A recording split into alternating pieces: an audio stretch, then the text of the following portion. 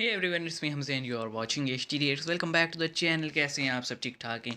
आज हम एक वीडियो लेकर आए हैं, बड़ा अजीब सा है। थंबनेल कुछ लगा हुआ है, थंबनेल लगा हुआ है हिजाबी गर्ल इन हरामी वर्ल्ड, और टाइटल दिया हुआ है कि क्या आप कलेक्टर का सही अर्थ जानते हैं।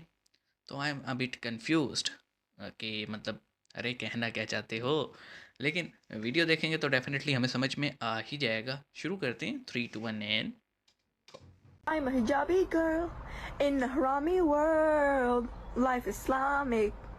It's fantastic. You can see my hair or touch me anywhere. Imagination, Jannah destination. तो राम राम मेरे प्यारे आईओ की हालचाल मजामा। एक बार फिर से आप सबका स्वागत है अपने चैनल सैफरन पैट्रियोट में, और मैं आपका वही दुर्गेश लेकर आ चुका हूँ एक और नई वीडियो। आज की अपनी इस वीडियो में इस वाली वीडियो क्लिप को पूरा बस देखिएगा। इस भाई ने पीवीआर सिनेमा हॉल में जाके बहुत ही बढ़िया संदेश दिया है। और क्या आपको पता है, रशिया का प्रेसिडेंट पुतिन, अमेरिका का प्रेसिडेंट जो बाइडेन और इंग्लैंड के राजा चार्ल्स, इन तीनों लोगों में एक कॉन्फ्रेंस हुआ और वो लोग उस कॉन्फ्रेंस में पूछ रहे थे कि आखिर उद्धव ठाकरे कौन है। अगर कल को युद्ध हुआ तो हमें इस व्यक्ति की एडवाइस की बहुत ही जरूरत पड़ेगी, तो हमें इस व्यक्ति से मिलना चाहिए। अब हो सकता है कि आप लोग कहें क्या दुर्गेश भाई कुछ भी, कम से कम इतनी लंबी तो मत फेंको कि हम लोग लपेट भी ना पाए। बट फिर भी अगर आपको मेरी बात पर यकीन नहीं है तो संजय राउत जी को ही सुन लीजिए, वो इतनी लंबी थोड़ी ना फेंकेंगे। रशियाचा अध्यक्ष पुतीन आणि जो बायडन अमेरिकेचे अध्यक्ष आणि सध्याचे इंग्लंडचे महाराज चार्ल्स, या तिघांचं सकाळी कॉन्फरन्सिंग झालं आणि त्यांनी विचारलं की उद्धव ठाकरे कोण आहे। भाई साहब कुछ ज्यादा नहीं हो गया ये? मतलब कुछ भी। या माणसाची कमाल आहे, हा माणूस हार मानत नाही, त्याच्यावरती इतकं संकट आहे। तालियां भी ठोक रहे हे हैं। कौन है आदमी? कौन है? उद्या जर आम्हाला युद्धाची परिस्थिती निर्माण झाली तर उद्धव ठाकरेंचा आम्हाला सल्ला घ्यावा लागेल, म्हणून उद्धव ठाकरेंना आपण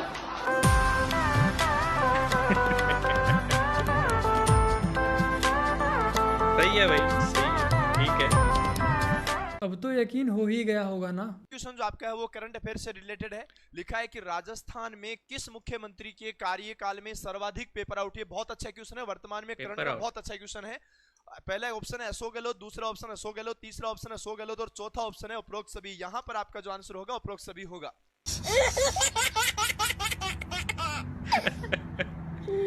सही है भाई। पुलिस को पेपर लीक, रीट को पेपर लीक, फॉरेस्ट गार्ड को लीक, पटवारी को लीक, सेकंड ग्रेड को ही लीक। अरे लीक पेपर को नहीं, लीक तो आ है। क्या लिखा है नहीं पता लगा। तो अब जब भी आप वोट देने जाएं तो कमल के बटन को दबाकर इस लीक को अवश्य भर दीजिएगा। पहचानते हैं, इनका नाम आप नहीं बता पाएंगे। जो रैंक 2, इनका नाम जो रैंक 3। चलो दोस्तों, मैं आपको बताता हूं, हमारे मीडिया के ऊपर मैं वीडियो बना रहा हूं, सानिया मिर्जा के ऊपर नहीं बना रहा हूं।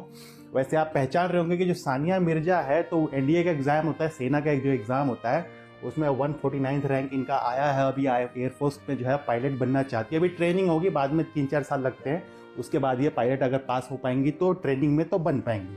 तो 149 रैंक इन्होंने लाया है, और इनको अब सब पहचानते हैं। सोशल मीडिया पे जो है इनकी तस्वीरें मीडिया जो लगातार डाले जरा देश की बेटी है, देश की। तो भैया वो एग्जाम जो है ना, उसमें टॉप 10 पहले रैंकिंग देखिए कि उस एग्जाम में कौन है। रैंक 1, ऑल इंडिया की बात कर रहा हूं मैं। रैंक 1 जो है वो रुबीन सिंह करके हैं, ये एक पुरुष हैं, लड़के हैं ये। तो रैंक 1 इनका आया है। जरा यहाँ ध्यान दीजिए, रैंक 2 और रैंक 3 पे ऑल इंडिया में कौन है। अनुष्का अनिल बोर्डे, अनुष्का अनिल नाम है इनका, अनुष्का अनिल, इनके पिता का नाम अनिल है, इनका रैंक 2 है। वैष्णवी गोडे, बोर्डे और गोडे अलग अलग है, बहनें नहीं है, थोड़ा नाम मिलता जुलता है, लेकिन ये बोर्डे है, ये गोडे है। तो इनका रैंक जो है वो 3 है। अब यहाँ पे जो है सानिया मिर्जा, जिनका रैंक 149th है, इनको सब जानते हैं। पर भैया जो इनको है, जो रैंक 2 और 3 लेकर आए हैं, रैंक 2 पे अनुष्का बोर्डे हैं। इनको कौन जानता है? ये देश की बेटी नहीं है, देश की बेटी सिर्फ सानिया मिर्जा है। अगर देश की बेटी ये भी होती तो मीडिया इनकी तस्वीर नहीं पहुंचा रहा होता आपके पास, सोशल मीडिया पे ये छाई हुई नहीं होती। देश की बेटी भैया ये भी नहीं है, क्योंकि ये जो है, आप समझ रहे होंगे कि सानिया मिर्जा जो रैंक 149th ला रही हैं, तो वो सोशल मीडिया पे छाई हुई है, जबकि उसी एग्जाम में वो रैंक 2 और रैंक 3 लाने वाली को कोई पहचानता ही नहीं है। बताइए दोस्तों, ऐसा आप क्यों हो रहा है? आप खुद सोचकर बताइए। रैंक 149th जो है वो देश की बेटी है, रैंक 2 और 3 जो है कोई अरे नहीं तीनों ही हैं भाई। क्यों हो रहा है बाद में? और ये लोग जो शोर मचा रहे हैं ना, ये जो सानिया मिर्जा के नाम पे जो लोग शोर मचा रहे हैं और जो लोग अनुष्का और वैष्णवी का नाम तक नहीं जानते हैं, यही लोग हर तरह का ज्ञान जो है हमारे जैसे सनातनियों को हर मुद्दे पर जो है देते रहते हैं। खुद ये जो है धर्म के आधार पर जो है फुल भेदभाव करते हैं, पर भर भर के ज्ञान जो है हमारे जैसे लोगों को देते हैं। क्या भाई? श्रद्धा मर्डर केस के बाद श्रीजान ने तय किया था कि वो तुनिशा से अलग हो जाएगा। ये खुलासा श्रीजान ने किया है पुलिस के सामने। उधर तुनिशा शर्मा की मां ने कहा कि श्रीजान ने मेरी बेटी का इस्तेमाल किया, शादी का वादा कर 3-4 महीने उसको यूज किया, उसके साथ वो रिलेशनशिप में था, उसका इस्तेमाल करता रहा और उसके बाद उसे छोड़ दिया, जिसके तनाव को वो सह नहीं पाई और उससे पहले उसने लड़ाई झगड़े किए, मेरी बेटी को प्रोवोक किया, जिसके चलते उसकी मौत हो गई। इधर सियासत भी शुरू हो गई है। एक मंत्री ने कहा है महाराष्ट्र के कि ये लव जिहाद का मामला है, जहां पर श्रीजान ने लव जिहाद के जरिए लड़की फंसाई, बाद में छोड़ दी। श्रीजान का ये कहना है कि श्रद्धा मर्डर केस के बाद देश में तनाव की स्थिति थी, उस तनाव को देखते हुए दोनों ने फैसला किया कि अलग हो जाते हैं, क्योंकि उम्र का फासला बहुत बड़ा था और दोनों के धर्म अलग अलग थे और देश के माहौल को देखते हुए उसने तय किया था कि अलग हो जाएंगे। अब इसमें कौन सच्चा कौन झूठा वो पता नहीं, लेकिन पुलिस अब लव जिहाद के एंगल से भी इस मामले की जांच कर रही है। ये मामला धीरे धीरे और ज्यादा इंटेंस होता जा रहा है। देश में एक बड़ा वर्ग है जो कह रहा है कि क्या श्रीजान को ये बात पहले नहीं पता थी जब उसके साथ वो रिलेशनशिप में था, चाहे मेंटली फिजिकली। उधर श्रीजान को पसंद करने वाले कह रहे हैं कि इस मामले को जानबूझकर ऐसा एंगल दिया जा रहा है लव जिहाद का, क्योंकि वो मुस्लिम है और एक प्रथा निकल गई है। उधर कई और लोग भी हैं जो इस मामले में अलग अलग तरीके से रिएक्ट कर रहे हैं, लेकिन 2-3 बड़ी बातें निकल कर आई हैं। एक ये कि श्रद्धा मर्डर केस के बाद ये दोनों अलग हुए, दूसरी कि 15 दिन पहले ब्रेकअप हुआ था और मां का कहना कि मेरी बेटी को इस्तेमाल किया गया। फिलहाल वो कस्टडी में है, लेकिन अब इस मामले की कहानी तो अच्छी बनाई है कि देश का माहौल देखते हुए अलग हो जाते हैं। और थोड़ी देर पहले वो इंस्टाग्राम पर नॉर्मली पोस्ट डाल रही थी, उसके कुछ देर बाद वो सुसाइड कर लेती है। अरे कोई न्यूज में तो यही बता रहा है, बाकी आप लोग समझदार हैं, चाहे पंचा जोड़ने वाला हो या कोई बड़ा एक्टर ही क्यों ना हो, डिप्रेशन का तो कोई वो ही नहीं। अच्छा, अब हम बात करते हैं अपनी फर्स्ट जो क्लिप था वो तो चलो हंसी मजाक, उसके बहुत सारे मीनिंग्स हैं। लड़की कुछ भी कह सकती है इन अ हरामी वर्ल्ड मतलब जो नॉर्मली फीमेल्स को देखना पड़ता है, ईव टीजिंग है, स्टॉकिंग है, हर तरह की, आपको पता है माहौल कैसे। सेकंड क्लिप पे आते हैं जो कि जिसने मेरी अटेंशन काफ़ी ली। वो ये थी कि बताने वाले ने कहा कि जनाब जिसका रैंक 149 है वो देश की बेटी बना दी गई और जिनका रैंक 2 और 3 है उनको कोई जानता नहीं। देखें, अपना अपना नज़रिया है। अगर आप ये समझ रहे हैं कि वो क्योंकि माइनॉरिटी से हैं इसलिए उन्हें इतना हाइप दे दिया गया और बाकी सबको नहीं, ऐसा नहीं है सर।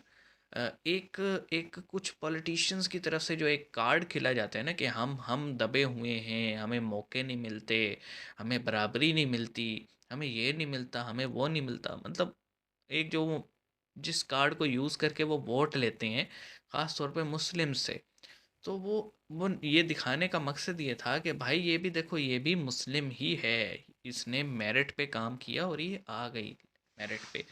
तो ये अपने अपने नज़रिए होते हैं। अब आप हर चीज़ में ही अगर आप कहें कि नुक्ताचीनी करनी है तो फिर तो हर आपको मुझ में भी नज़र आ सकती है, इसमें कोई वो नहीं है।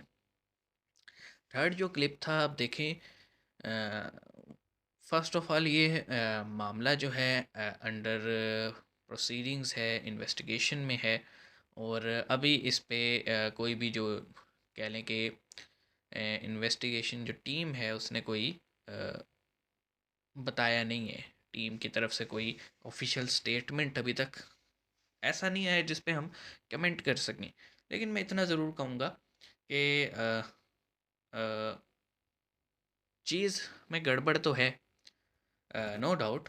एक फैक्टर डिप्रेशन भी हो सकता है, क्योंकि अगर आप में से कोई अगर जानता हो डिप्रेशन वाले मरीज़ को, पेशेंट को, तो उसका क्या होता है कि वो देखने में सबको नॉर्मल लग रहा होता है, उसकी एक्टिविटीज़ भी नॉर्मल होती हैं, लेकिन अंदर ही अंदर डिप्रेशन उसे खा रहा होता है और अचानक से एक कह लें कि एक इम्पल्स आता है और डिप्रेशन में बंदा कुछ कर गुजरता है।